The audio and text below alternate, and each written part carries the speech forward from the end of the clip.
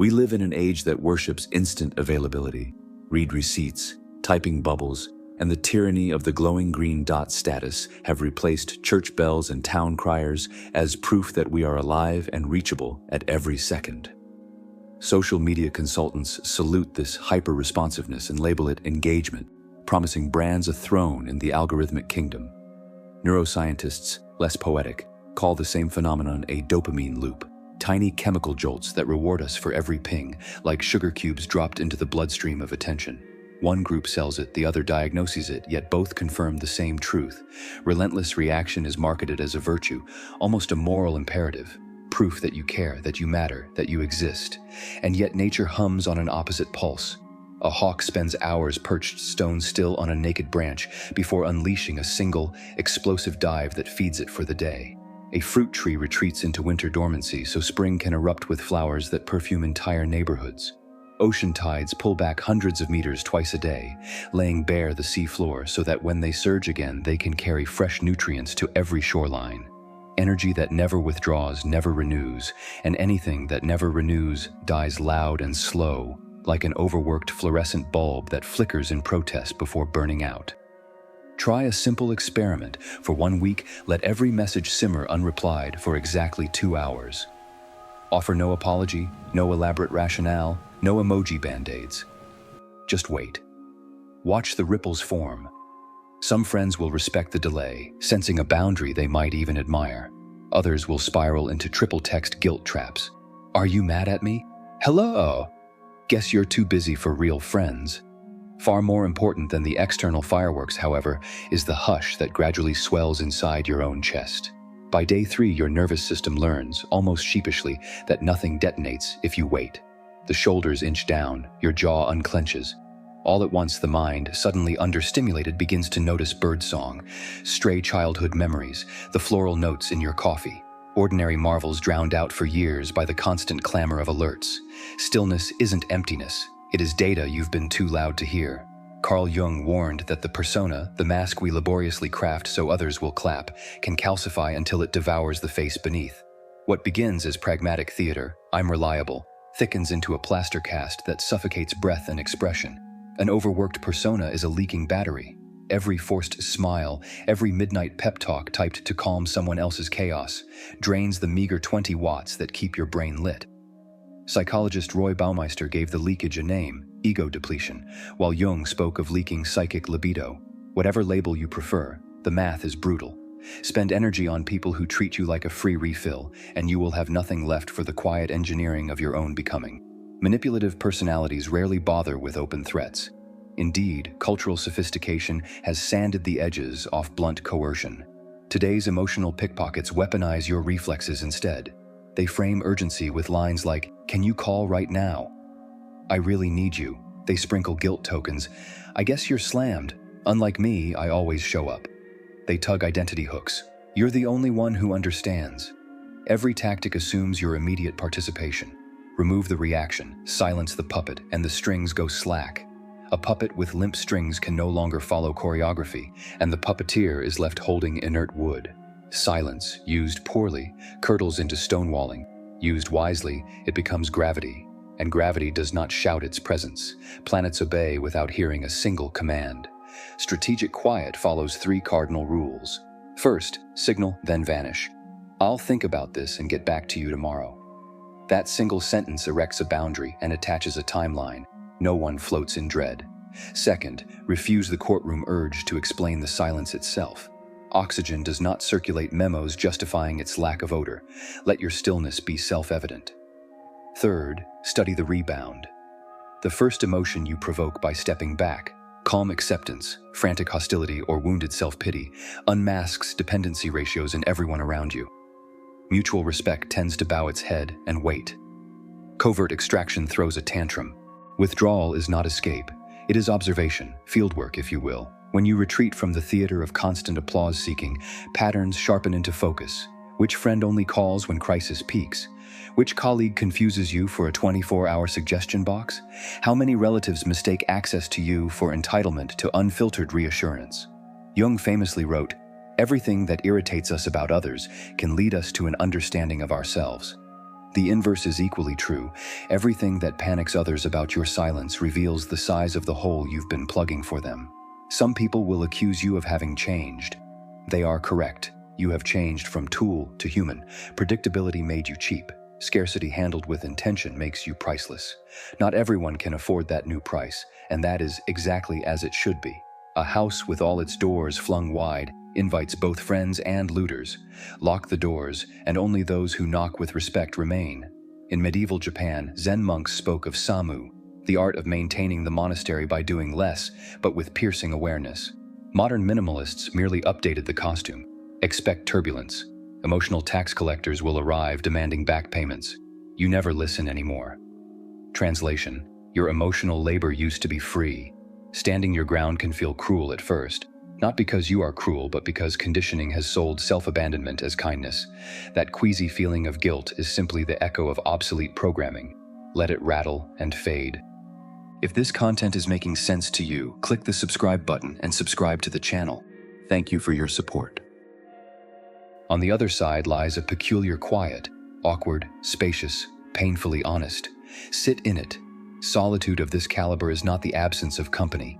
It is the presence of yourself. Fully, undistracted, like a lighthouse keeper who finally hears the gulls between foghorn blows. Here the body begins its own rebellion. Neuroscientist Andrew Huberman notes that deliberate isolation can raise the brain's dopaminergic baseline, which in plain English means that small joys grow louder when noise recedes. Leave your phone outside your bedroom tonight. Switch off every glowing rectangle and lie in total darkness for 3 unhurried minutes. Listen. That faint hum beneath the tinnitus of daily life is your internal compass spinning back to true north. Some monks call it the original face. Stoics called it apatheia, clarity unmarred by needless perturbation. Return then to the crowded subway of social life, and you will feel almost alien. Your speech shrinks to essential sentences, yet conversations deepen as if fertilized. People adjust posture around you without knowing why. A subconscious recalibration to a new gravitational field. That is silent gravity. Your presence now carries the weight of something hard-won and therefore rare. Practical protocols help the habit set. A friend dumps midnight drama? Text, "I'm heading to sleep. Let's talk tomorrow after 6. An email stamped URGENT at 11 p.m. Flag it for the morning. True emergencies rarely travel via subject lines. When a partner snaps, you never listen, resist the defensive monologue. Breathe twice, then say, "I want to understand." Let's sit down after dinner. Breathe again. Disengage until the appointed hour. These are basic, unheroic actions, yet small hinges swing massive doors. As you grow selective, old ties fray. Connections built on your endlessly available energy collapse under their own flimsy architecture. Let them. In the clearing, new alliances sprout. Quiet friendships that respect latency rather than velocity. Lovers who cherish the calm space between messages. Collaborators who value outcome over instant feedback. These relationships run on resonance, not noise. They vibrate like tuning forks struck in the same key of mutual sovereignty. Of course, you might feel lonely. Remember, the loneliness of the strong is not exile. It is gestation. Seeds split underground before piercing daylight. Caterpillars dissolve into molecular soup before wings assemble. Volcanoes slumber centuries to forge one afternoon of twilight fireworks. If nature entrusts silence with its most breathtaking transformations, perhaps you can trust it with yours. So, are you willing to trade noise-based belonging for resonance-based connection? Will you endure misunderstanding, rejection, even a little vilification to safeguard the finite charge of your own psyche? If your answer is yes, or even a trembling maybe, then write, "I reclaim my tempo, somewhere only you will see." On the inside cover of a notebook, in the Notes app between grocery lists, on a sticky note folded into your wallet. Sign it with today's date, a secret contract with yourself. Keep the promise. Pause before you reply. Log off while the digital party still rages. Let the room around you recalibrate to the silhouette of your doorway departure. Presence is precious precisely because absence is real. Protect both, and you will rewrite every room you enter without raising your voice and without begging a soul. Just gravity, silent and sure, pulling what matters into your orbit and letting the rest drift like spent fireworks into night's indifferent sea. But to savor this new field of gravity, you first pass through a subtle recalibration phase. Your days feel strangely spacious, like walking through a city whose volume has been turned down by half. At the start, you can't decide what to do with the extra time. Deprived of notification dopamine, the brain must stare straight into the void. That is when sparks of creativity ignite, the reading lists you never had time for, the sketchbooks gathering dust, the hiking trails you kept postponing begin to call your name. Silence doesn't merely rest you, it fertilizes productivity. Soil sprouts only after the noise subsides. Soon, your relationships reshuffle as though run through a filter. Speed-addicted acquaintances drift away, while people who share your tempo approach in slow but steady steps. Within this new circle, conversation depends not on notification shortcuts, but on genuine attention. When someone calls, they truly wish to speak. When you answer, you genuinely listen. Mutual delays are read not as rudeness, but as respect. Silence becomes a fresh breeze between bonds, an interval that dissolves uneven expectations and crystallizes common ground. And finally, once this quiet revolution is fully internalized, a dignified self-authority takes root within you. Boundaries no longer need conscious effort. They unfold as a natural extension of your presence. Is your phone on silent? Not exactly. The terms of your relationship with it have simply been rewritten. When you step into a crowd, you carry your space without pushing anyone, like a small planet rotating on its own axis. Then you understand, being unreachable is not a flight response, but an act of deliberate ownership. And the first thing you claim, always, is the rhythm of your own life, the orbit of your own energy. And also, the journey shifts from quiet self-ownership to quiet stewardship. Of hours, of spaces, even of the very atmosphere around you. A single shelf you reorganize for breathing room becomes a template. Each firm no prunes a branch. Every planned pause lets sunlight reach the leaves that matter. Soon, your calendar looks less like Tetris, more like a topographic map, broad valleys of unclaimed time bordered by deliberate peaks of deep work and genuine connection. In this cultivated landscape, attention moves like groundwater, steady, directed. Tasks unfold in clear stages. Conversation becomes a single-track melody. Entertainment slows too. Binge cues fade, replaced by films or books you savor, annotations accumulating like fine sediment. Leisure is sacred when it nourishes rather than numbs. Environment echoes interior order. You design microhavens, noise-isolating headphones, dawn-warm lamps, a patient fern. Spaces stop being backdrops. They collaborate in the choreography of calm. Crowded buses turn into moving observatories. Phone off, gaze soft. Tiny human dramas pass without judgment. The urge to drown stimuli in personal noise evaporates. You let the external score play until your stop arrives. Detachment sharpens empathy. With a full battery, you offer undivided presence when someone truly needs it. Friends call your pace unhurried. Crises find you speaking fewer, finer words. Calm reads as wisdom, though it is only clarity born of subtraction. The ripple reaches work culture. You suggest 25-minute meetings, half the time, twice the focus. Metrics improve, colleagues exhale. A quiet insurgency follows. Slack-free Fridays, walking one-on-ones, asynchronous updates that honor time zones and parenting schedules. Online, you post less but better. Scarcity breeds value even in the algorithmic bazaar. Engagement shifts from empty likes to thoughtful paragraphs. You become curator, not broadcaster. Relapse temptations still arise. Launches, emergencies, viral outrage. You answer with rhythmic elasticity, short sprints of availability, deliberate descents into stillness. Heartbeats, tides, seasons remind you that resilience lives in alternation, not constancy. Identity reframes. You introduce yourself by what you protect. I defend deep focus. I cultivate narrative space. World news still thunders, but you treat it like weather. Observe, prepare, refuse to make each storm your apocalypse. Freed from cortisol whiplash, you channel energy into local action and sustained causes. Eventually, the phone on silent feels like shoes off at home. Apps are grouped by craft, notifications trimmed to emergencies and delight. Boredom resurfaces, carrying imagination with it. Weeks pass, phantom alerts fade, mornings arrive unarmed. People ask for your secret. There isn't one, only subtraction, patience, and small promises kept. You reclaimed governance of your nervous system. Every other kingdom realigns. Emergencies now trigger potent bursts, powered by reserves invisibly stored. To others, you appear both elusive and dependable, remote yet intensely present. So the orbit holds, a small planet turning in chosen rhythm, exerting silent gravity. Invitations arrive that match your rotation. Noise slides off your atmosphere. And if you could mail a note to your past self, you'd write, "Stillness isn't exile, it's infrastructure. Build it. Everything that matters will find its way." Bonus field guide, 7 micro habits to anchor. Your new gravity won the one-sentence buffer. Before agreeing to any request, reply with a single line. "Let me check my priorities and circle back." Nearly half the time, the requester will solve their own problem while you check, proof that most urgencies are paper tigers.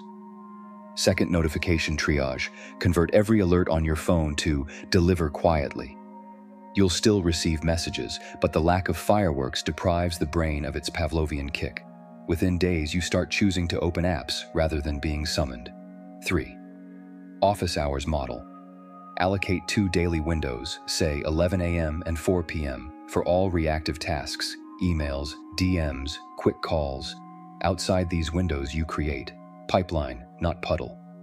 The Sabbath bite pick, 1 evening each week for a total screen blackout. Write a postcard, repot a plant, repair a loose button. Physical friction reminds the body that time can pass without pixels. 5. 2 breath rule. When provoked, inhale once to feel, inhale again to choose. The second breath interrupts limbic hijack and escorts cognition back to the steering wheel. 6th, boundary broadcast. Inform close circles. I'm experimenting with slower communication to protect focus. Emergencies, call twice in a row. Clear signage prevents paranoia and models healthy practice. 7. Archive the guilt. Keep a guilt journal for 2 weeks. Every pang gets 1 line. Ignored group chat for an hour, felt selfish. After 14 days, reread the list. Notice how many catastrophes actually materialized. Hint, almost none. Let empirical evidence dismantle emotional superstition. Historians speak of the Dark Ages not because all was gloom, but because written records dwindled, leaving centuries shrouded in mystery. That blank invites imagination to roam. Your selective silence, too, might look like darkness to those accustomed to your constant glow, yet it makes space for a private renaissance sculpted away from frantic spectators. Michelangelo carved David in a sealed workshop. Emily Dickinson pressed poems between drawer linings. James Baldwin fled to Paris cafes to hear his own heartbeat. Masterpieces seldom bloom under stadium lights. In time, the world will adapt to your new rhythm, just as eyes adapt from fluorescent glare to candle glow. Conversations will lengthen, laughter will hit baritone notes, and meetings, when they occur, will feel like essential counsels rather than compulsory broadcasts. One day you'll realize an entire afternoon passed unplugged, yet the sky did not fall. The quiet will have grown expansive, cathedral-sized, echoing with the footfalls of your own thoughts. And when the next frantic voice demands, "Where were you?" "I needed you right then," you will smile gently, hawk on the branch, fruit tree in winter, and reply, "I was renewing the energy you value." Those who truly value it will understand. Those who don't will drift elsewhere, seeking new batteries to drain. Either outcome is a blessing, for boundaries are not walls but rivers.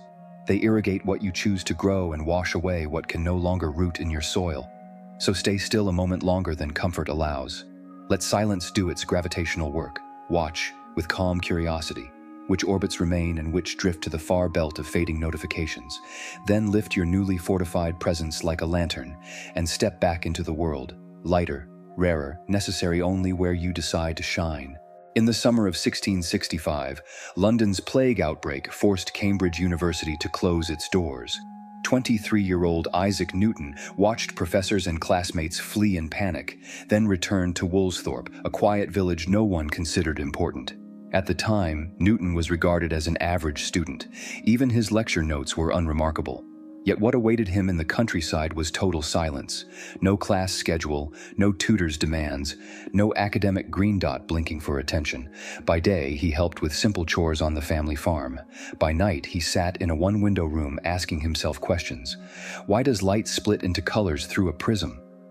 Could a body in circular orbit actually be falling? His notebooks soon became one of history's most fertile archives of isolated thinking. During that silent year, Newton laid the groundwork for differential and integral calculus. designed the experiments that proved white light contains the color spectrum, formulated the idea of universal gravitation. The famous apple fell in Woolsthorpe's garden. When the plague receded and Cambridge reopened 2 years later, Newton's peers assumed they would find the same quiet student, until he returned with discoveries bursting from his notebooks. Contemporary mathematician John Collins wrote in astonishment, "This man who hid himself has, overnight, toppled ancient strongholds in the realm of science." Newton's story shows how a period in which instant availability dropped to zero created space for insights that reshaped the world.